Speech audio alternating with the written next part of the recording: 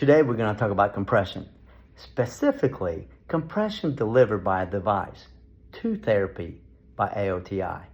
This is a multimodality device that provides non-contact cyclical compression. You have to have a wound because the mechanism of action is to provide oxygenation to a chronic hypoxic wound. I am a fanatic to compression, and you know that Dr. Goldman and I have been doing some rap parties around the country. We take different products, different materials, different clinicians, newbies and experienced, and we measure the compression that they're providing. And what we found was that it takes a skill. There's an art and a science to this.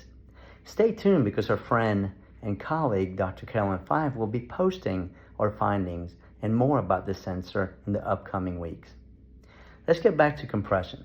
So before we talk about compression, this is a device, TWO therapy, that actually helps wounds. And there's a 2005 study by Fries on an animal model. He demonstrated that the chronic hypoxic wound bed within 4 minutes was able to increase from 10 to 40 millimeters of mercury.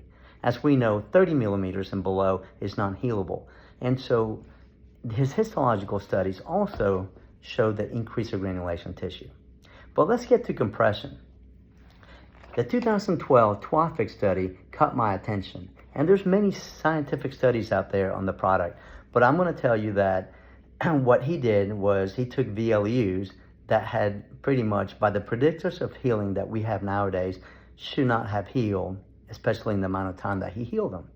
And so the results were that decreased pain, but also heal the wounds, and other things came from the study. But I want to concentrate on the pressure now, because I put the sensor that Dr. Goldman and I have been doing, not on a patient, but I did this on my own, and I found that this product delivered what it states on the packets. It delivered up to 38 millimeters of compression, and it was cyclical. So that means that it went up, just like an intermittent compression pump. It went up, and then it came back down. It went all the way back down to 17, even I believe 4. And so stay tuned for those numbers as we'll publish them later. But the key thing is that now you have, if you have a wound, another device that can help provide compression. And there's only really maybe 1 or 2 contraindications, unlike the other compression materials that we have.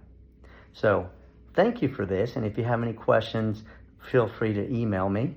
And at the time, I do want a disclaimer that oxygen is important, whether it's hyperbarics or topical, and there's many devices out there. I just wanted to talk about this multimodality because it also provides compression. Thank you. Have a great day.